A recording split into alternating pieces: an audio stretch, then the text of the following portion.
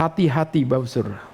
Pada waktu kita menikmati hidup dan keberhasilan kita tidak keluar memakai itu semua menjadi satu zona penggenapan kehendak Tuhan.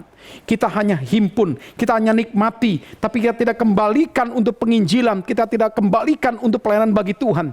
Saat itulah saudara, kita sudah awal kejatuhan, jatuh dalam dosa.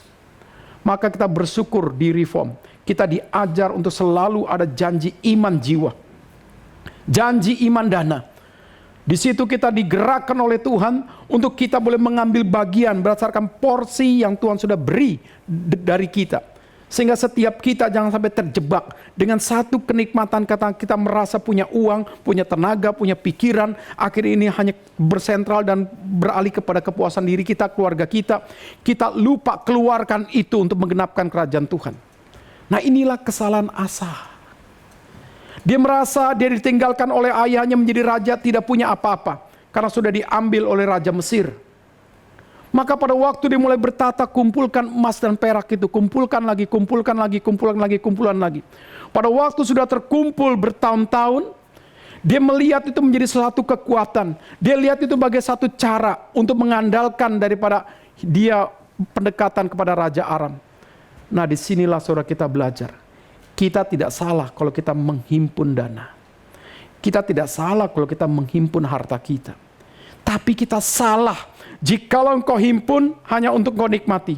Jikalau engkau himpun hanya untuk membuat engkau punya nyaman, ada jaminan daripada harta itu. Salah. Kenapa saya katakan salah? Engkau himpun, ternyata engkau tidak lagi bersandar kepada Tuhan. Engkau bersandar kepada hartamu. Ternyata engkau himpun, engkau terlalu melihat itu menjadi satu kebanggaan. Engkau lupa itu harusnya menjadi satu kebanggaan jikalau dikembalikan untuk pelayanan bagi Tuhan. Alkitab dengan jelas mengatakan seluruh hidup kita terbatas. Apa artinya engkau mencintai dunia tapi engkau kehilangannya nyawamu? Apa artinya engkau memiliki seluruh harta dunia, engkau kehilangan nyawamu? Jadi kita bersyukur Bapak Saudara kalau kita belajar hidup dari nol. Dan kita juga belajar hidup untuk dalam pimpinan Tuhan, akhirnya pelan-pelan kita bisa hidup mandiri. Kita bersyukur.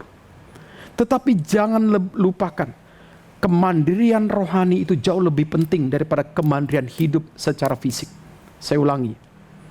Kemandirian rohani itu jauh lebih penting dari kemandirian hidup secara fisik. Paulus berkata, aku tahu apa arti hidup kelimpahan. Aku tahu apa arti hidup kekurangan. Tapi segala sesuatu dapat kutanggung di dalam nama Tuhan Yesus Kristus. Ini mengajarkan kepada kita, saudara, hati yang bersyukur itulah kekayaan rohani yang paling harus kita pegang. Sehingga kita jangan merasa bersyukur jikalau kita punya harta, punya kelebihan, punya kenikmatan. Tetapi sebenarnya Tuhan sudah memberi kepada hati kita satu konsep kecukupan menikmati anugerah dan pelimpahan Tuhan. Yang membuat kita kalau punya hati yang bersyukur ini, kita tidak terjebak untuk mudah bersungut-sungut. Kita tidak terjebak untuk bagaimana mau mencari, menghimpun kekayaan yang lebih. Akhirnya kita melupakan anugerah Tuhan. Di dalam Yakobus dikatakan, ada seorang pengusaha yang berani berkata, tahun ini aku akan pergi ke sana. Pasti aku mendapatkan untung, aku akan pulang. Ternyata firman Tuhan dikatakan, sebelum kau pulang kau sudah mati.